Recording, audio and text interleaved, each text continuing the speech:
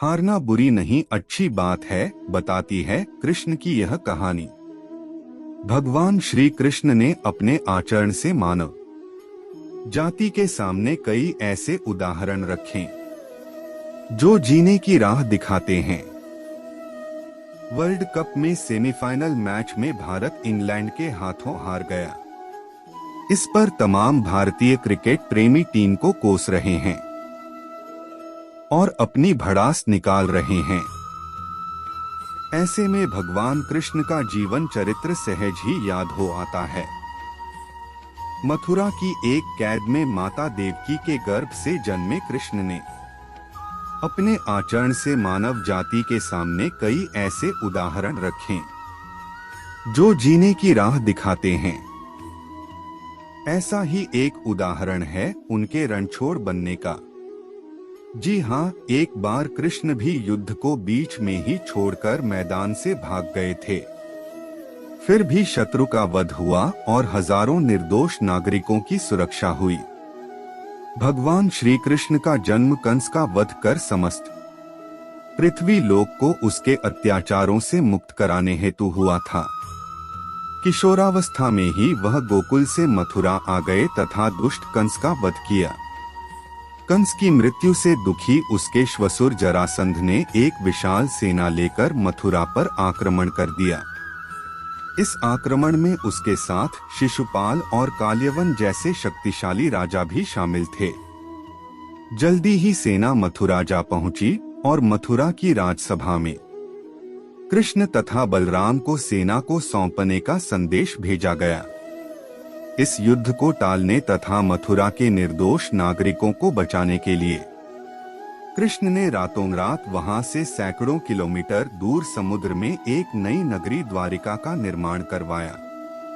अपनी माया से उन्होंने समस्त नागरिकों, उनके पशुओं तथा संपत्ति को नींद में ही नई नगरी में पहुंचा दिया। अगले दिन सूर्योदय के समय कृष्ण तथा बलराम जरासंध की सेना के सामने जा पहुंचे और उसे लड़ने के लिए चुनौती दी। जैसे ही जरासंध और दूसरे राजाओं ने कृष्ण को मारने के लिए शस्त्र उठाए, दोनों भाई भागने लगे। उन भाइयों के पीछे जरासंध तथा काल्यवन जैसे राजा भी भागने लगे। कुछ ही देर में दोनों भाई बहुत आगे निकल गए और उनके पीछे केवल मात्र काल्यवन रह गया। उसे देवताओं ने वरदान दिया था कि उसकी हत्या किसी अस्त्र या शस्त्र से नहीं होगी। ऐसे में वह निर्भीक था और लगातार कृष्ण का पीछा करते करते एक गुफा में जा पहुंचा।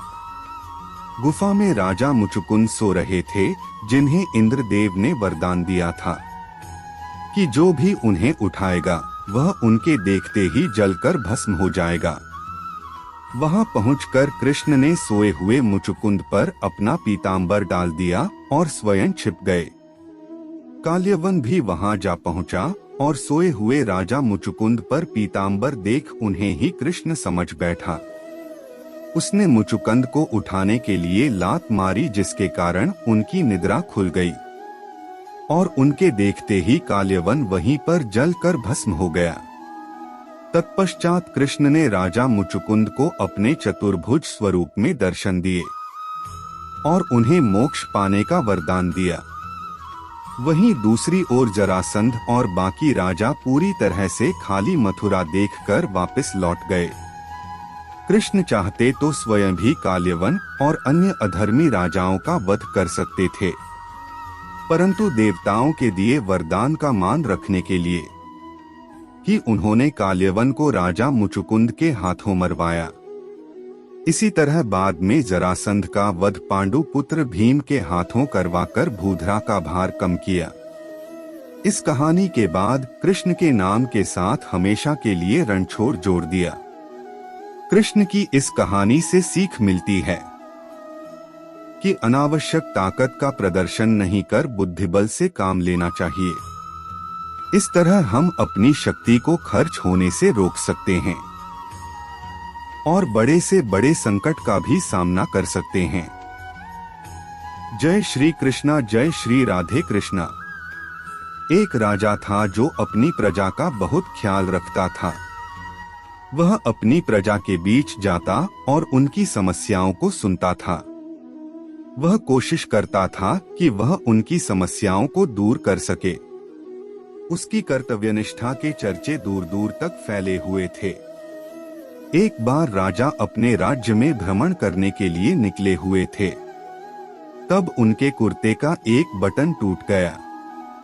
यह देख राजा ने अपने मंत्री को तुरंत बुलाया और उसे आदेश दिया कि वो गांव से एक अच्छे दर्जी को बुला लाएं जो उनके कुर्ते का बटन लगा दे। यह सुनकर मंत्री ने गांव में दर्जी की खोज शुरू कर दी। संयोग से उन्हें एक दर्जी भी मिल गया। गांव में उसकी एक छोटी सी दुकान थी। उस दर्जी को जल्दी ही राजा के पास लाया गया। उस दर्जी से राजा ने कहा कि क्या वो उसके कुर्ते के बटन सिल सकता है। दर्जी ने कहा कि यह तो बड़ा ही आसान काम है। दर्जी ने अपने थैले से धागा निकाला और कुर्ते का बटन लगा दिया। राजा बेहद खुश हुआ और उससे पूछा कि वो उन्हें कितने पैसे दे। इस पर दर्जी ने कहा कि इतने से काम के लिए वो पैसे नहीं ले सकता है। इस पर राजा ने कहा कि वो इसकी कीमत जरूर देंगे।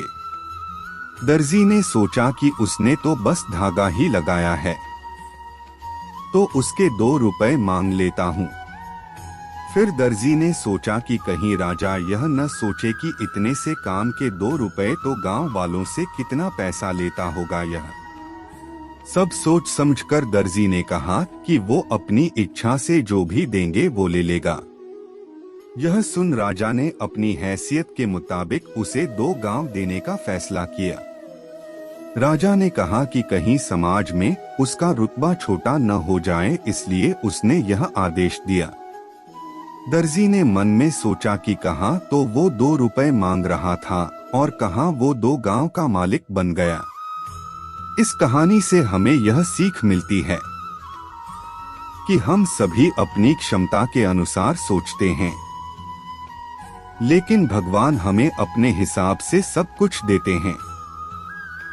हम छोटा मांगते हैं और कई बार भगवान हमें उनके देने की क्षमता के आधार पर कुछ अच्छा और बड़ा दे देते हैं। इसलिए गीता में श्री कृष्ण ने भी कहा कि कर्म करो, फल की इच्छा मत करो, और यही इस कहानी का सार भी है। जय श्री कृष्णा, जय श्री राधे कृष्णा।